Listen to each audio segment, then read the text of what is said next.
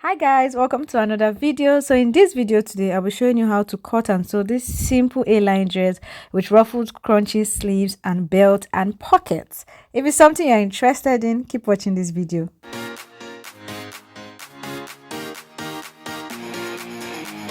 So I had a lot of questions on Instagram about the name of this fabric I used. It is actually a Duchess fabric, and why it looks like this is because I had it pre-cut before for another style, but it wasn't good enough for that style. So I just decided to use it for this instead. All you want to do is have two pieces of material, one for your front and one for your back. Mine has already been cut because this is how my material was, so you just need to cut on fold. For the sake of beginners, whenever you're cutting any style, it is usually on fold. Your front and back piece should be on fold. So I'm just pinning down this because the material is a little bit slippery, so that it can be in one spot when I am cutting. The first thing I want to do, this dress is actually going to be, I initially wanted it to be a strapless dress, so the sleeves were a last minute decision.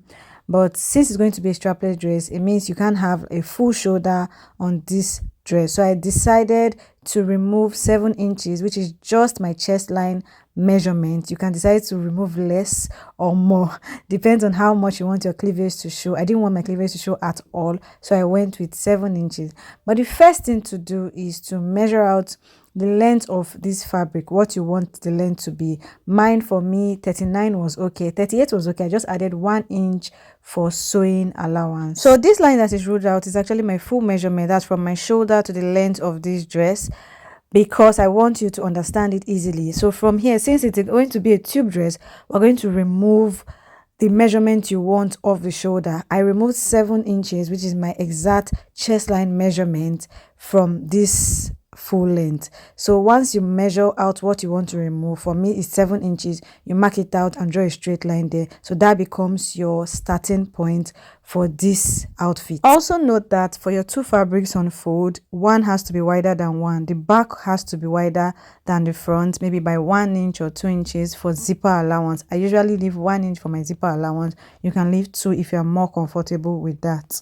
After ruling out your chest line, the next thing you want to do is put your across chest measurement divided by 2 on this chest line. Most people will want to put their bust measurement, but I prefer to put across chest measurement for accurate fitting. After putting your across chest measurement, add an allowance of 1 inch, then measure up your waist. For me, my waist is 16 inches. Measure it, draw a straight line, and just like you did for the chest line, you would have to put your waist measurement on this line, where your waist measurement is divided by 4, your round waist divided by 4. After putting your measurement, don't forget to leave a sewing allowance of 1 inches. Next thing you want to do is go ahead and measure your bust line or bust point measurement, and then you are taking it from your chest line, which is 7 inches, down to your bust line. For me, my bust point is 10, so I'm going to mark 10 inches, square up the line with my straight ruler, and put in my bust measurement there. So for your bust measurement, it is your bust circumference divided by 4. Whatever you get, you put it on this line, and also leave an allowance of 1 inch. From your waistline, you want to go down by 9 inches. It's a standard of 9 inches for your hip line, and then square it up with your straight ruler. On that line, take your hip measurement. We're not really going to be using this hip measurement, but still take your hip measurement and also add 1 inch for sewing allowance. So you are done with your measurements. What you want to do now is connect these lines. If you want to form like a small armhole, you can connect in a slant line from your chest line to your bust line, then connect it from your bust line to your waistline. Then with your straight ruler, connect from your waistline straight to the end of the material. It doesn't have to fall on your hip line since it's an A-line dress, so it doesn't have to be on your hip line. It doesn't have to pass through your hip line. Just do a straight or slant line from your waist to the end of your material. Then for me, I like to come in by 1 inch because I don't want that place to just be pointed, and bring it in so that place can just be smooth when I'm sewing. After taking your necessary measurement, you can go back to the upper part of your fabric, and now you have 2 options. If you want to do an interfacing, you can leave 1/2 inch here so you can turn your interfacing. But if you don't want to do an interfacing, you can go ahead and do 1 inch so you can fold in that place. So I was indecisive at this point, but I later did an interfacing, so I just left the 1/2 inch, which is for 8, and also left 1 inch. That explains why I have 2 lines here instead of 1. After doing all the necessary measurements and making sure it is very accurate though, then you can go ahead and cut out what you have measured. So you're cutting from this upper part, but when you get to this point, what you need to do now is fold this upper part, because this will help you in case you are going to hem that place, like you're folding it in. It will help you not to have any shortage. So before you continue like cutting, just fold it in. After folding it in, then you continue cutting, and I'm sure you would know why when you start sewing if you're going to hem. So I wanted the neckline of my back piece to be lower than my front piece. I went ahead to remove 2 inches from the back piece and left the front piece the way it was. So automatically the back piece became lower than the front piece. I just drew a straight line after measuring the 2 inches and cut out, but instead of cutting it straight, I cut it just like in a curved manner to just give it one cute shape. We are basically done with cutting the body of the dress. Now I went ahead to cut the pocket. For the pocket, just note that everything I'm doing, I'm using a scrap fabric, so I don't really have so much fabric to work with. I went for 12 inch, which was available for the pocket, and for the width I went with 7 inches. So I didn't want a big pocket, so just something small and sizable.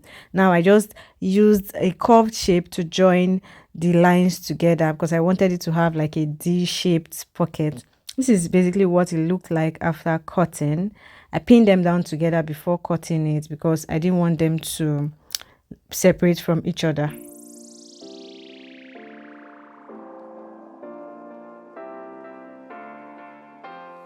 This is what my pocket looked like when I was done. I went ahead to remove the pin and fix it into the dress. When you are fixing your pocket, it should be fixed from your waist side down to the length of whatever pocket you are using. So I'm just pinning down from my waist to the end of the pocket, and I will do the same thing for both sides of the dress as well as the back, since we have 4 pieces of pockets. 4 different pieces of pockets. So I'm fixing 2 at the front and 2 at the back.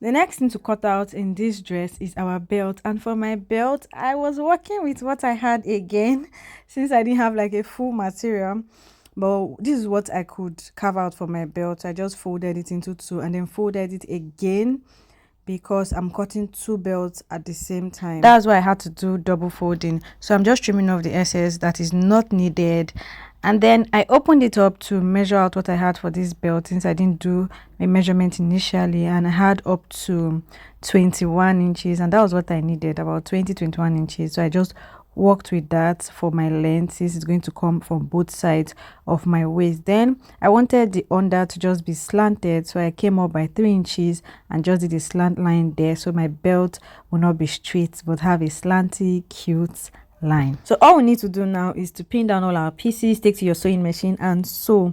But before I did that, I changed my mind from doing an armhole in this dress to just smoothing that place up to form like a bust area. If you want to maintain the armhole, you can leave it, but if you don't want to, you can just smoothen it up, cut out the excess so it can be like an actual tube. I know you know what I mean. So I'm just going to show you how to pin down and sew.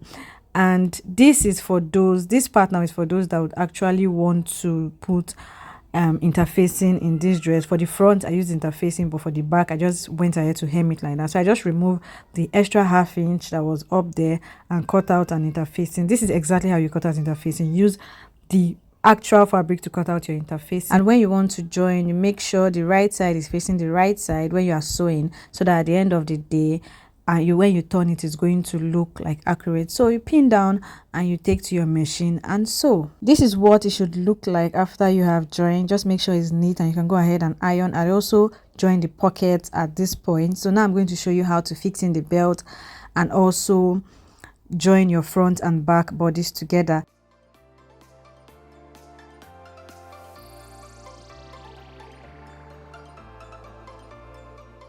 The belt is supposed to be at the waist of this dress because the main purpose of this belt is to snatch that waist. I want my waist to be snatched. So I'm just going to measure my waist and fix in my belt there. I'm going to use pin to hold it down right before we take it to the machine. I'm going to do the same thing for both sides.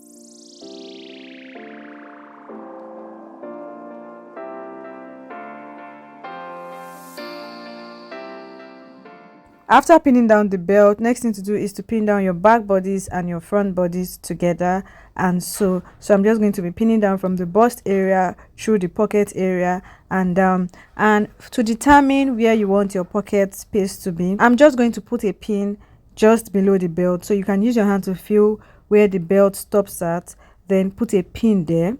After putting a pin there, just measure from under the belt, directly under the belt, measure about 7 inches. 7 inches is going to be very comfortable for your hand to enter into any pocket. Measure about 7 inches and pin there, so you know where to stop your stitch when you are sewing. Directly under the belt, you put a pin there, measure 7 inches and put a pin there.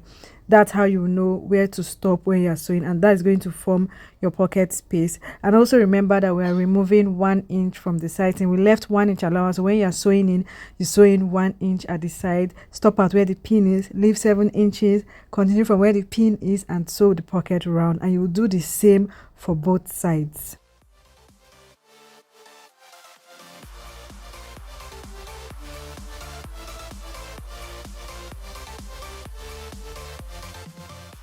When you have joined everything together, this is what it should look like right before you iron. This is how your pocket space should look like. Everything should look really nice and clean. So this is what the 2 pocket spaces look like. This is what the belt looks like, and this is what the dress looks like in general. But there is no zip currently in this dress, so next we want to do is fix our zip. I am using SBS zip. This is the best zip you can use as a tailor. So let's fix our zip. For beginners, for the sake of beginners, I'm going to advise that when you start fixing your zip, learn to pin down. Like, make use of pins a lot. Pins should be your best friend.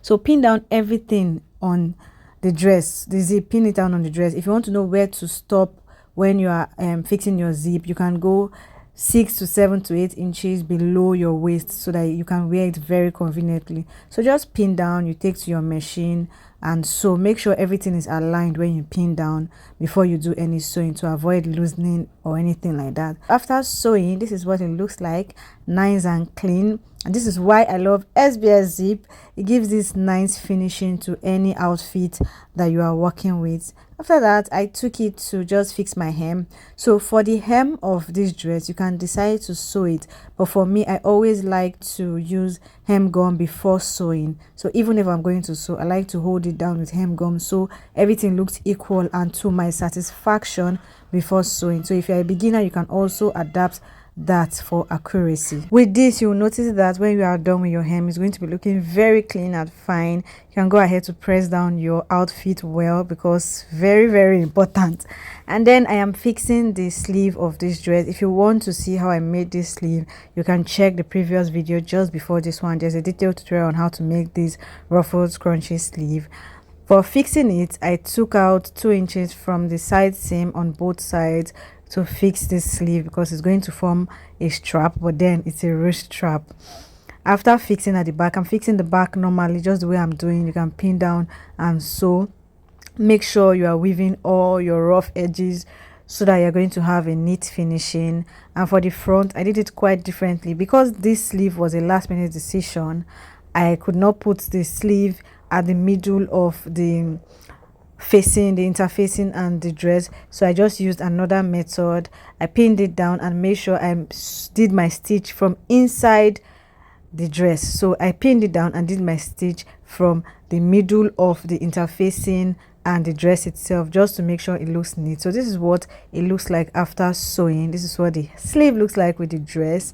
Let me know if this is something you're going to be trying, and let me know if you're not clear on any part, and also if you have any questions. So if you found this video helpful, don't forget to give the video a big thumbs up. Don't forget to share this video, drop a lovely comment and subscribe. See you in my next video. Until then, keep winning.